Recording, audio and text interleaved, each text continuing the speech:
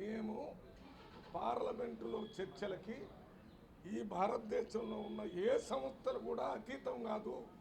అన్ని సంస్థలు, సిబిఐ కానీ, యూనివర్సిటీలు కానీ, లేకపోతే ఎలక్షన్ కమిషన్ కానీ, వీటన్నిటి మీద చర్చ జరుగుతుంది.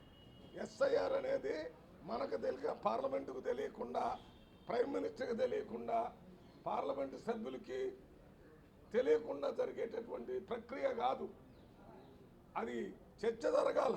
మీరు ఎట్లే మాట్లాడితే దీనికి సమాధానం మాట్లాడాల్సింది ప్రధానమంత్రి మాట్లాడాలా, పార్లమెంటరీ అఫైర్స్ మినిస్టర్ మాట్లాడాలా, ఇంకా ఇతర కన్సర్న్ మినిస్టర్స్ అందరూ దీని మీద చెప్పాలా. అసలు ముందు ప్రధానమంత్రి సమాధానం చెప్పాలా. 2 రోజులైంది, ఒక్క నిమిషం కూడా పార్లమెంట్లోకి ప్రధానమంత్రి రాలేదు.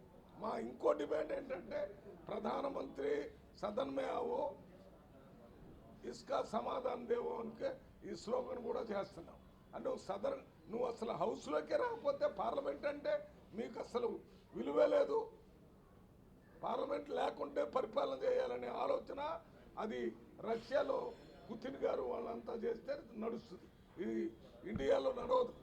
ఇండియాలో ప్రజాస్వామ్యం ఇది, మన రాజ్యాంగం ఒప్పుకోదు. సార్, బీహార్లో ఎస్ఐఆర్ పేరుతోని కాంగ్రెస్ పెద్ద ఎత్తున ఆందోళన కార్యక్రమం చేసింది. దాదాపు 20 రోజుల పాటు రాహుల్ గాంధీ యాత్ర చేశారు సార్. కానీ అక్కడ ప్రజలు మీకేం పట్టం కట్టలేదు కదా సార్. సో ఇప్పుడు ఈ 12 రాష్ట్రాల్లో జరుగుతున్న దాని గురించి ఎందుకు ఆందోళన చేస్తారు? మీకు ఒక్క మాట తెలుసు, గెలిచినంత మాత్రాన అడిగేటటువంటి హక్కును కోల్పోం. అడిగినంత మాత్రాన ప్రజలు మాకే పట్టం కడతారనే ఇది కూడా ప్రజాస్వామ్యంలో ఉండదు. ఏదైనా ఒక విషయాన్ని ప్రజలకి అర్థమయ్యేంత వరకు చెప్పడానికి చాలా కాలం పట్టింది. అది పట్టిన తర్వాత ప్రజలు చూపిస్తారు. ఇప్పుడు జరిగినటువంటి ఎన్నికలు అసెంబ్లీకి జరిగినటువంటి ఎన్నికలు, దాంట్లో చేయాల్సినంత చేశారు రాహుల్ గాంధీ గారు కానీ, ప్రతిపక్ష పార్టీలు కానీ. దానివల్ల ప్రజలు ఓట్లు అయిపోతే ఓడిపోయినంత మాత్రాన ఏమవుతుంది? ఒకప్పుడు 2 ఎంపీలు ఉండేవాళ్ళు బీజేపీకి. 2 ఎంపీలతో ఉన్నటువంటి బీజేపీ పార్టీ ఎక్కువ మంది ఎంపీలు కలిసి ప్రభుత్వాలు ఏర్పాటు చేసినాయి కదా. అంటే మాకు ఇప్పుడు గెలవలేదు కాబట్టి ప్రతిపక్షంలో మాట్లాడే అవకాశం ఉండకూడదా? ఒక్కడున్నా కూడా మాట్లాడే అవకాశం. ఎస్ఐఆర్ వల్ల జరుగుతున్నటువంటి అన్యాయం ఓటర్స్కి వాళ్ళకు అర్థమయ్యేది ఆయనకు టైం పట్టవచ్చు, కానీ అర్థమైన విషయాన్ని చెప్పటం అనేది మా బాధ్యత. ఓటర్లు ఎక్కడా కూడా అప్పీల్ చేయట్లేదు, మీరు మాత్రమే మాట్లాడుతున్నారు అనేది ఈసీ చెప్తుంది సార్. వాళ్ళు మా ఓటు పోయిందని చెప్పి ఎక్కడ అప్లికేషన్ ఇవ్వలేదు. అసలు మాట్లాడేటప్పుడు కనీస జ్ఞానం ఉండాలి. పార్లమెంటు అనేది ఓటర్స్ మాట్లాడే స్థానం కాదు. పార్లమెంట్ అనేది ఓటర్స్ ప్రతినిధులు మాట్లాడతారు. మేమంతా ఓటర్స్ ప్రతినిధులు. నేను మాట్లాడేది పార్లమెంటు సభ్యుడిగా నేను చెప్తున్నాను. I'm a representative of about 15 to 18 lakhs of people from my constituency. Same thing holds good with all MPs. మేము మాట్లాడాలి కదా. నువ్వు ప్రతి ఓటర్తోని ఆయన అట్లన్నాడు, ఈయన ఎట్లన్నాడు అంటే అట్లే పరిపాలన చేయండి. అది రష్యాలోనో ఇంకెక్కడో జరిగింది. ఇక్కడ ప్రజాస్వామ్య దేశంలో మనం రాజ్యాంగంలో రాసుకున్నాం, ప్రజల తరపున ఎన్నికైన ఎంపీలు పార్లమెంట్లో కూర్చొని ప్రజల తరపున మాట్లాడతారు. ప్రజలకు అర్థం కాని విషయాలు కూడా పార్లమెంటు సభ్యులకు అర్థం కావచ్చు. అవి చర్చ చేస్తాం. అది మీకు మెజారిటీ ఉంది కదా. చర్చలో పెట్టిన తర్వాత అది మేము ఒప్పుకోమని డిమాండ్ చేస్తాం. మీరు ఒప్పుకోనని చెప్పండి, ఓటేసి మీరు పరిపాలన నడుపు. అసలు దాన్ని చర్చకే పెట్టకుండా, దాని మీద ఏ రకమైనటువంటి అవకాశం ఇవ్వకుండా పార్లమెంటుని ఒక మామూలు దేనికి ఉపయోగం లేని ఒక సంస్థలాగా, ప్రతి ప్రభుత్వం డెమోక్రసీలో పార్లమెంటు ద్వారానే నడవాలి. పార్లమెంటరీ డెమోక్రసీ వల్లనే మోడీ గారు ప్రైమ్ మినిస్టర్ అయ్యారు, ఇంతమంది మంత్రులు అయ్యారు, ఇంతమంది ఎంపీలు అయ్యాం. మరి నువ్వేమో గద్దెనెక్కేంత వరకు పార్లమెంటరీ డెమోక్రసీగా ఉంది. గద్దెనెక్కిన తర్వాత పార్లమెంటరీ డెమోక్రసీని ఇంటి మీద లిచ్చనేసి ఎక్కి నువ్వు పైకెక్కిన తర్వాత లిచ్చన పడేసినట్టుంది. అది ఎట్లా? వచ్చే సమాజానికి ప్రజాస్వామ్యాన్ని రక్షించి ఇవ్వాల్సిన బాధ్యత మనందరి మీద ఉంది. ముఖ్యంగా జర్నలిస్టుల మీద కూడా ప్రశ్నలు వేసేటప్పుడు మేము ఓటర్తోనే మాట్లాడి పరిపాలన చేస్తామంటే మరి పార్లమెంటు సభ్యులు ఎందుకు, పార్లమెంట్ ఎందుకు? మీకు ప్రతి గ్రామంలో పంచాయతీలు ఎలక్షన్లు జరుగుతున్నాయి ఇప్పుడు. ఎందుకు? గ్రామం అందరితో మాట్లాడి చేయటం కాదు, వాళ్ళ తరపున వార్డు మెంబర్స్ సర్పంచ్ అయ్యి వాళ్ళు చర్చించి ఆ గ్రామ సమస్యల పరిష్కారం. అదే దాని రిఫ్లెక్షనే పార్లమెంట్. గ్రామంలో పంచాయతీలో మరి కొట్లాట చేసుకొని మాట్లాడకుండా ఉంటే ఏం జరిగిద్దో భారతదేశంలో కూడా ఇప్పుడు అదే జరగబోతుంది. Sir, one of your colleagues in Congress, Sri Adhir Ranjan Chaudhary from West Bengal, he himself has said in many cases that Mamata Banerjee had brought many illegal. Is Adhir Ranjan Chaudhary lying? No, Adhir Ranjan Chaudhary lies. Your Congress only, no, sir. Hear me. Let me complete the answer. You told Adhir Ranjan Chaudhary told some allegations against Mamata Banerjee. Yes. It is not Adhir Ranjan Chaudhary or Mamata Banerjee who matters in the parliament. That must be discussed in the parliament. You differ or I differ. Or you, and there is no discussion. Where is the question of differing? The fundamental thing in democracy is put the subject open to all, then everybody will express their views. Either one will have to accept or differ. That is not being done. What I want is, you put this subject in the parliament for discussion, then you may take a decision that we are not agreeing. If you don't agree, you have a majority, you can continue. But you are not running the house simply by saying they are not allowing. Why? What we are not allowing? We are asking for discussion on SIR. You are not, you are just for adjourning. What is this? Either you have no respect on the democracy and parliamentary system, or you do not want this is to be discussed. You are afraid of that subject. These two things are making them not to take the subject in parliament. చర్చ జరిగేదాకా మీ ఆందోళన కొనసాగుతూనే ఉంటాయి. చర్చ జరగటం అనేది ప్రజల యొక్క doubts. నేను ఇందా చెప్పాను కదా, west Bengal chief minister is against, Tamil Nadu chief minister against, Kerala chief minister against, Telangana chief minister against. These are all governments. In addition to that, all India alliance MPs are demand. When so many people, important leaders are asking for, why are you not allowing? This is not democracy. This cannot be called democracy. This is autocracy, dictatorship, and they don't want to respect the democratic institutions, particularly parliament. They will have to pay major penalty in the coming election. That will be there. Anything? మళ్ళీ ఒకట మిత్రులందరికీ నా హృదయపూర్వక నమస్కారాలు. Parliament చలికాల సమావేశాలు నిన్నటి నుంచి మొదలైనవి. పార్లమెంటు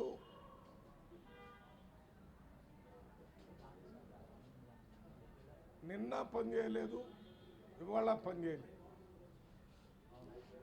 నిన్న క్వశ్చన్ అవర్ నుంచి ప్రతిపక్ష పార్టీలుగా ఇండియా కూటమి వాళ్ళందరం special intensive revision of voters list మీద చర్చ జరగాలని అడగటం జరిగింది. 11 గంటలకు అడిగినప్పుడు 12 గంటల వరకు ఎడ్జర్న్ చేశారు. 12 గంటలప్పుడు అడిగితే 2 గంటల వరకు ఎడ్జర్న్ చేశారు. 2 గంటలకు అడిగితే మళ్ళీ ఈరోజు 11 గంటల వరకు ఎడ్జర్న్ చేశారు. ఈరోజు 11 గంటలకి చర్చ చేయాలా, చేయటానికి మీరు ఒప్పుకుంటారా చెప్పండి అంటే మాట్లాడకుండా మళ్ళీ ఈరోజు కూడా 11 నుంచి 12 గంటలకు ఎడ్జర్న్ చేశారు. 12 నుంచి 2 గంటలకు ఎడ్జర్న్ చేశారు. 2 గంటల నుంచి రేపు ఉదయం 11 గంటలకు ఎడ్జర్న్ చేశారు. పార్లమెంటు ఒక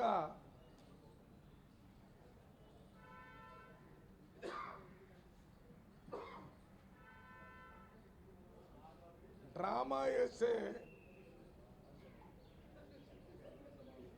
ఒక స్థలంలాగా మారిపోయింది. ఒక ఒక డ్రామా సెంటర్ లాగా. పార్లమెంట్ అనేది 130 కోట్ల మంది ప్రజల ప్రతినిధులు, పార్లమెంటులో 545 మంది ఎంపీలు ఉంటారు. రూలింగ్ పార్టీ, అధికార పార్టీ ఎంపీలు, ప్రతిపక్ష పార్టీలు ఎంపీలు. అధికార పక్షానికి ఇండియా కూటమి ఎంపీలకు ఉన్న తేడా కూడా చాలా తక్కువ. బీజేపీ స్వయంగా ప్రభుత్వాన్ని ఏర్పాటు చేయలేని పరిస్థితుల్లో నితీష్ కుమార్ ఎంపీలతోని, చంద్రబాబు నాయుడు గారి ఎంపీలతో సపోర్ట్తో ప్రభుత్వాన్ని ఏర్పాటు చేశారు. ఈ బీజేపీ ఎన్డీఏ ప్రభుత్వం ప్రజాస్వామ్యంలో అత్యున్నతమైనటువంటి చర్చా వేదిక పార్లమెంట్. దేశంలోనే పెద్ద పంచాయతీ లాంటిది. పోయినసారి నెల రోజులు చర్చలు జరగలేదు, మళ్ళీ ఇప్పుడు కూడా చర్చలు జరగటం లేదు. చర్చలు జరగకపోతే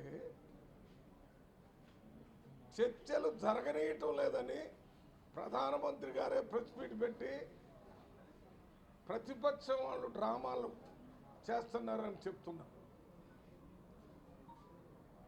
ప్రజల తరపున ప్రజలకు ఉన్నటువంటి అనుమానాల్ని నివారణ చేయటానికి పార్లమెంటులో ఈ ఎస్ఐఆర్ మీద చర్చ చేయాలని అడగటం డ్రామానా? వెస్ట్ బెంగాల్ ముఖ్యమంత్రి గారు ఈ ఎస్ఐఆర్కి వ్యతిరేకంగా పెద్ద పోరాటాన్ని ప్రకటించారు. తమిళనాడులో ఉన్నటువంటి ముఖ్యమంత్రి వారు కూడా దీనికి వ్యతిరేకంగా ప్రకటనలు చేస్తున్నారు. కేరళ ముఖ్యమంత్రి అసెంబ్లీలో ఒక రెజల్యూషన్ పాస్ చేసి ఈ ఎస్ఐఆర్ వాళ్ళ రాష్ట్రంలో అవసరం చెప్తున్నారు. అంటే ముఖ్యమంత్రుల స్థాయిలో తెలంగాణలో ఉన్న ముఖ్యమంత్రి రేవంత్ రెడ్డి గారు కూడా ఈ ఎస్ఐఆర్ అవసరం లేదని చెప్తున్నారు. కర్ణాటక ముఖ్యమంత్రి చెప్తున్నారు. ఇంతమంది ముఖ్యమంత్రులు ప్రతిపక్ష పార్టీలో ఉన్నవాళ్ళు వద్దంటమే కాకుండా ఇండియా కూటమికి సంబంధించిన ఎంపీలు అందరం కూడా వద్దని చెప్తే వినలేదు. ఎందుకు మీరు ఎస్ఐఆర్ని చేయాలని కోరుకుంటున్నారో పార్లమెంట్లో చెప్తే ప్రజలందరికీ తెలిసింది. ప్రజలకున్న అనుమానం తగ్గిపోతుంది, ముఖ్యమంత్రులకున్న అనుమానాలు కూడా తీరిపోతాయి. ఇవేమీ లేకుండా మీరు పార్లమెంటుని ఒక డ్రామా స్టేజ్ లాగా చేశారు.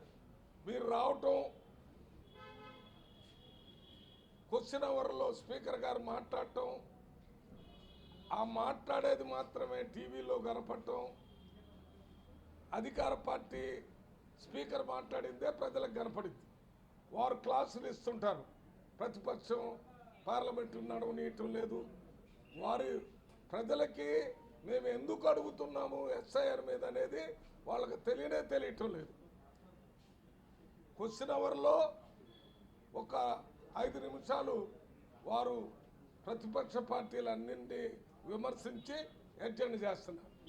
మళ్ళీ 12 గంటలకి ప్రతిపక్ష పార్టీలు విమర్శించి వాళ్ళే నడవనీయటం లేదంటున్నారు. ఫండమెంటల్గా ప్రజాస్వామ్యం, ప్రభుత్వం పార్లమెంటరీ చర్చల ద్వారానే నడుస్తుంది. పార్లమెంట్లో చర్చలు జరగాల, పార్లమెంట్లో బిల్లులు పెట్టాలా, బిల్లుల మీద చర్చలు జరగాల, వాటన్నిటినీ పాస్ చేసుకుంటేనే పార్లమెంటు పనిచేసినట్లు లెక్క.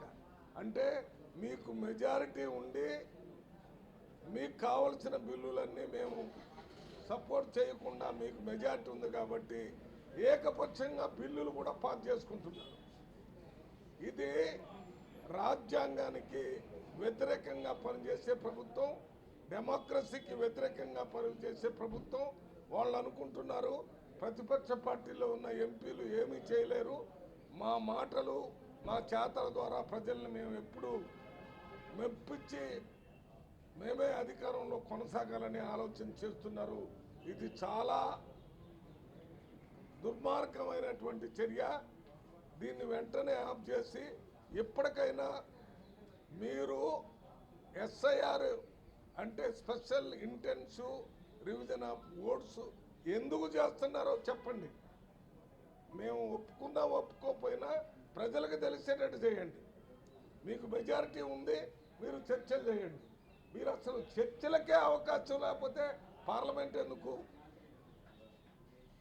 నిన్న ఇవాళ ఒక్క గంట కూడా పార్లమెంట్ జరగలేదు. మరి వీళ్ళందరికీ ప్రజల దగ్గర నుంచి వచ్చిన అధికార పార్టీ ఎంపీలకు కానీ ప్రతిపక్ష పార్టీల ఎంపీలకు కానీ ఇచ్చేటటువంటి జీతాలు, డైలీ అలవెన్సెస్ ఇవన్నీ ప్రజల పన్నుల ద్వారా వసూలు చేసిన డబ్బులతో ఏమీ పని లేకుండా అది ప్రతిపక్షాలు నడవనీయటం లేదు కాబట్టి మేము నడపడం లేదంటే మీకు ప్రభుత్వాన్ని నడిపేటటువంటి శక్తి లేదని మీరే చెప్తున్నారు. ప్రభుత్వాన్ని నడపటం అనేది ప్రజాస్వామ్యంలో మీ బాధ్యత. అధికారంలో ఉన్నటువంటి పార్టీ పార్లమెంటు నడపాల. ఎప్పుడో ఒక్కసారి ఒక గంట ఒక్క రోజు ఏదైనా ఇబ్బంది అవుతుందేమో కానీ నెలలు రోజులు పార్లమెంటు నడపటం లేదంటే మీరు ప్రభుత్వాన్ని నడిపే అర్హతను కోల్పోయారు. మీకు ప్రభుత్వాన్ని నడపటం రాదు. అందువల్ల ప్రభుత్వం నుంచి గద్దె దిగిపోండి అని కూడా చెప్తున్నాం. గద్దె దిగిపోండి. మీరు కాకపోతే వేరే వాళ్ళు వస్తారు, వాళ్ళు పరిపాలన నడిపిస్తారు. మీ ఎంపీలే అరే పార్లమెంట్ నడవకుండా మా నాయకత్వాలు అడ్డుకుంటే మేము మాట్లాడుకునే అవకాశం లేకుండా పోతుందని వెళ్ళి ప్రైమ్ మినిస్టర్ చెప్తున్నారట సార్. మీ కాంగ్రెస్ పార్టీ మీ ఎంపీలు మీకెవరికైనా చెప్తే మాకు చెప్పండి. మా చెప్తున్నాడు సార్. ప్రధానమంత్రి చెప్తున్నాం. ప్రధానమంత్రినే నేను చెప్పేది. మీకు పరిపాలన చేయడం చేతగాక ప్రతిపక్ష పార్టీలు మమ్మల్ని నడపనీయటం లేదంటే ప్రతిపక్ష పార్టీలు ప్రశ్నించడం తప్ప, ప్రశ్నించడమే ప్రతిపక్షాల ప్రాథమిక హక్కు. అది లేకుండా చేయాలని నువ్వు అన్నీ ఏం చెప్తున్నావో చెప్పు, నిరూపించు. ఎవరో చెప్తున్నారో ఊరికనే గుడ్డ కాల్చి మీద పడేసినట్టు మీ ఎంపీలే వచ్చి ఎవరు చెప్తున్నారు? ఎవరూ చెప్పటం లేదు. ఊరికే ఇట్లా చెప్పి ప్రజల్ని మాయ చేసి మీరు అధికారంలో కొనసాగాలని ఆలోచన చేస్తున్నారు. మీరు పార్లమెంట్లో నడపండి, లేకపోతే ప్రభుత్వం నుంచైనా దిగిపోండి. That is our demand. Sir, ఈ ఎస్ఐఆర్ అనేది ఎన్నికల సంఘం పరిధిలో అంశం. ఎన్నికల సంస్కరణలపై చర్చకు మేము సిద్ధం కానీ